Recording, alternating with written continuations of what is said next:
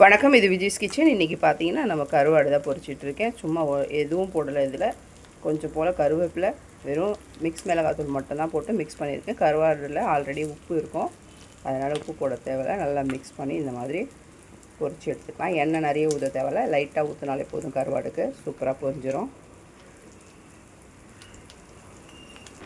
அடுத்து white rice. இன்றைக்கி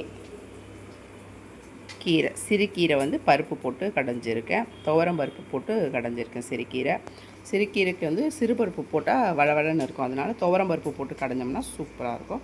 இதெல்லாம் வீடியோ ஏற்கனவே நிறைய போட்டிருக்கேன், பார்த்துக்கலாம். எக்கு, முட்டையை வந்து லைட்டாக வெறும் ஆம்லேட் மாதிரி தான் போட்டிருக்கேன். வெங்காயம் பச்சை மிளகாய் எதுவும் போடலை. வெறும் முட்டையை உடச்சி ஊற்றி உப்பு மிளகாத்தூள் போட்டிருக்கேன். நான் கீரைக்கு சாப்பிடும்போது கொஞ்சம் காரமாக இருக்கணுன்றதுனால மிளகாத்தூள் போட்டு பொரித்து வச்சுருக்கேன்.